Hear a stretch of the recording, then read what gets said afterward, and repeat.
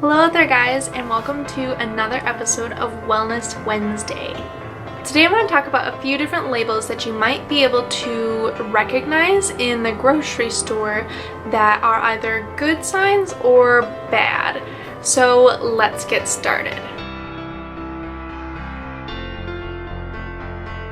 First of all, one of the best things that you can do when you go grocery shopping is to make a list.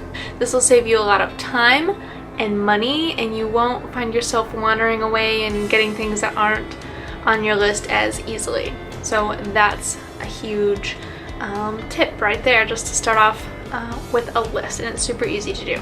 The first label that I wanted to tell you about that is a good sign that the product that you're buying is of a better quality would be organic or non-GMO labeling.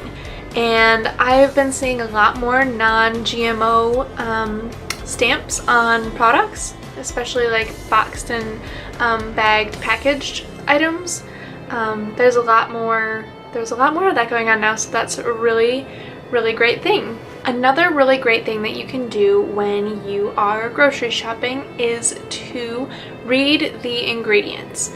If you're buying something that's already put together and made, and it's not just one ingredient, like an apple is obviously just an apple, so that's one ingredient, but looking for whole ingredients on the back of the packaging that you can pronounce is a really good start. And as far as ingredients go, most of the time, less is better, because the more ingredients that are in it, chances are there are more fillers, and that is not a good sign for a healthy lifestyle. So be on the lookout for that. Make sure you read your ingredients so you know what is in your food, and also so that you know if you're getting a good quality. A few bad words that you want to watch out for when you're shopping at the grocery store would be something like processed or modified. Those are usually not a good sign. Most of the time when something says modified or processed, it's usually changed in a chemical way, or it has a lot of additives in it, and that's just really not good. It can be a lot of fillers, again, like I said. Wheat and soy and corn are very common fillers in your food, and it's just not good to have those in excess. So be on the lookout for those types of words. Another thing that is kind of confusing for people sometimes is when something says sugar-free.